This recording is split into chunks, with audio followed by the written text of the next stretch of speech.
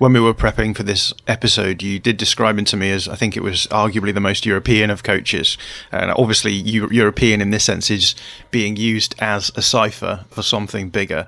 So I think we need to start teasing that claim out, because I think what we want to talk about is why there is seemingly a dominant strain of tactical orthodoxy, should we say, within the world of European football, and why it seems so unassailable in many respects. And so I think to do that, we're talking about this broader band of so-called European football. So it's probably best for us to set out our definitions at the beginning. So what do you mean by European coaches, and why do you think that De Zerbi is the almost the high priest of that approach? I think an interesting place to start, and maybe a useful place to start, would be with something that Ralf Rangnick said at, I think it was the Coach's Voice seminar. So already the context is quite important. Coach's Voice being an organisation that are promoting coaching ideas, right, at very high level, elite speakers. I think we've probably all seen the master classes that happen, are released on video. They come on Twitter, on YouTube. Some probably more interesting than others. But Coach's Voice, reputable, high-level organisation looking to promote footballing ideas. And Rangnick was speaking on stage.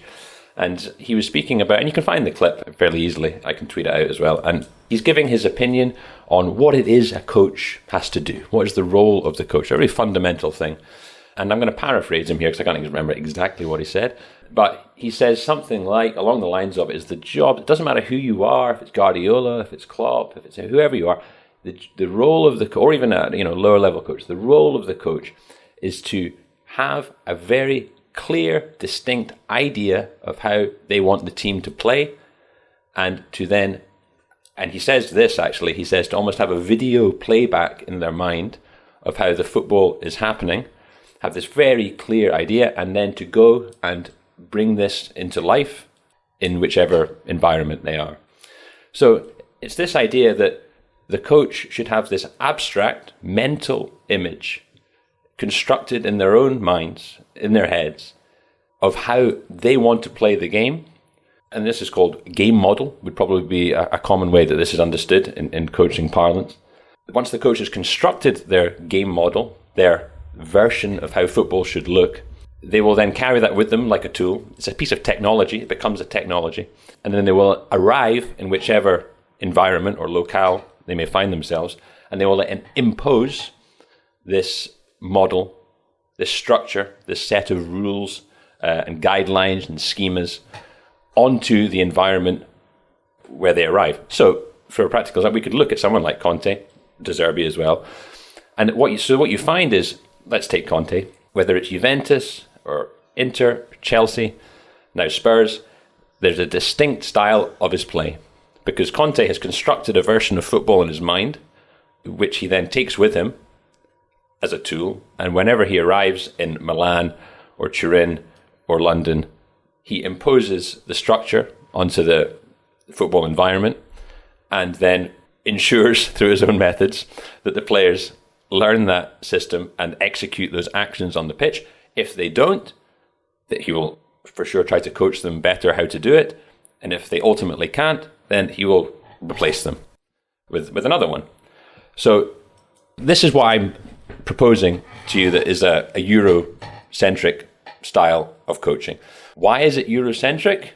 If we look at it in terms of what I've said already, then there's this first point I think we need to look at, is this idea of abstracting the game out of the reality from which it's played in. Because football is played on a pitch, it's a game played by people. And this idea that you can abstract the game out and then work it out on a mental plane, right? Using rationality, reason, calculation, measurements, these kinds of things, has its roots, this way of rationality and reasoning, in Greek thinking, right? In the philosophy of Western philosophy. And this kind of idea that you can separate this rationality from something deeper, right? Like the mythos or cosmos or something like that. And we see that with Socrates and classical Greek philosophers like this. So that's one of the reasons that I think that we can call this fixation with abstraction European. It's not that it's the only place that abstraction happens, but classically, if we look at philosophy, this is a moment in the birth of Western European civilization that is very important. This idea that you can abstract and you can use reasoning and logic to work things out on a mental plane and then put that back into the complexity of reality. So I've said a lot there.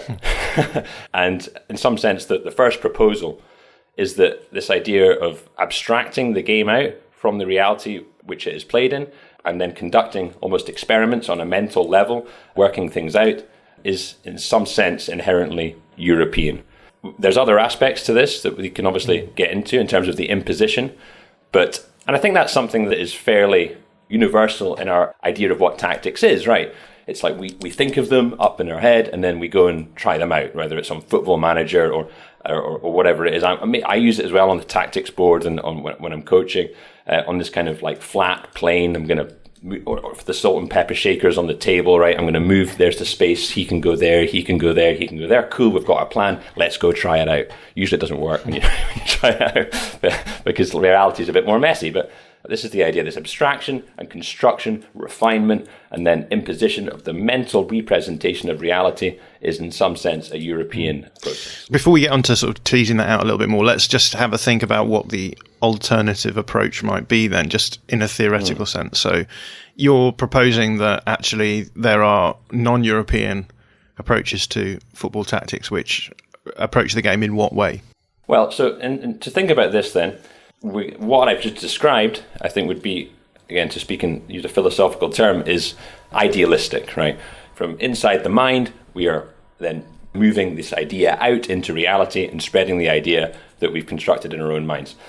I suppose, so if I'm saying that is more European, then the alternative, non-European, would be something that's coming from out, right? A more external idea.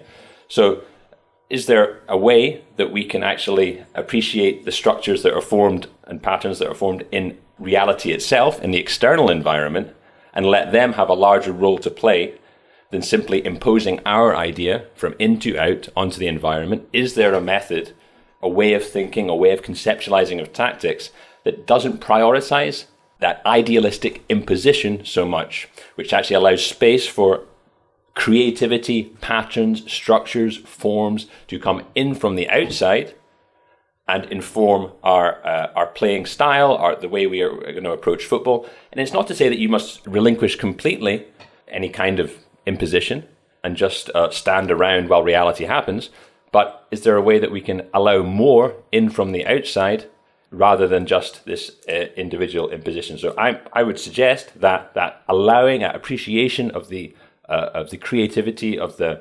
emergent properties of external reality of the material itself is perhaps more non-European. And to maybe just give an example that I think may fall into this category, it would be Fernando Diniz at Fluminense, someone I've written about recently. And again, I'm not saying that this is what's the approach that's purposefully being taken, but it seems when you watch Diniz's play that he has a radically different approach to possession football. There is not the structure that we see in the European positional systems. There's a much more of a looser arrangement of players. They're arranging themselves in different patterns and forms all over the pitch, yet while still maintaining possession of the ball and controlling and progressing and scoring goals and doing all those things we associate with possession teams. And having heard him speak in interviews, he's very interested in the way that the players are relating to each other, who the players are, what kind of interactions are happening naturally. He uses words like organic. He wants things to be in partnership. He wants things to feel alive, right? So these kind of natural words that are cropping up. And I think it seems as though he's more prepared to allow play to happen in front of him. And it's more important for him that the players are actually in maybe a more psychological state where their interactions are going to be effective and they're going to play with a more free style rather than him imposing a positional structure and these kinds of things. So Diniz might then be an example of allowing the creativity of the outside, of the influence of his players, of the environment to inform more his playing style.